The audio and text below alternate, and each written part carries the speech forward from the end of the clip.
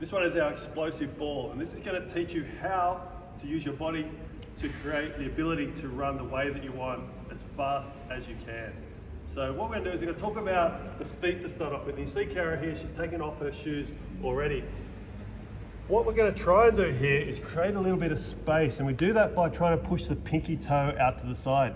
You see there that's created an arch, that's called our transverse arch.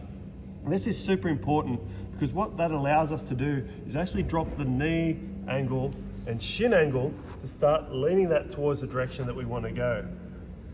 If she goes back a little bit further, the alternative is that when they're locked together, and most athletes that we see actually have that locked together, don't have the ability to fall into there. What needs to happen is it needs to lift up and go over the top. This creates more of a galloping sort of a run and doesn't allow that ability to actually really drive back into the ground explosively and move the way that you want to go. So we're going to try and set it up here with both feet. So we're just going to go a little bit wider apart with the feet. We're going to spread out both toes here. And then we're going to just fall into that space. So we just drop the knees forward. And you see what such a good shin angle we've got here, which is now if we do fall and push out of the ground, we're going to be going the direction we want to go.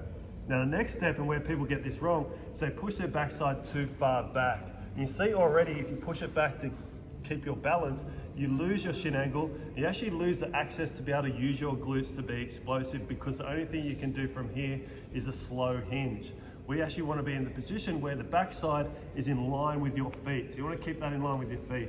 And then lastly, we go up to the top here where we make sure the sternum is forward. So we can keep that angle of the hips, but we've got to keep the sternum forward. This will allow us the ability to use our arms to create power, not to run across the chest like so. When you find this position, your next step is just to pull down to the ground. You actually use your calves to pull down towards the ground, and then you're going to use a hammer, use your feet as a hammer to nail it down into the ground. Here we go, we're going to fall, drive hard.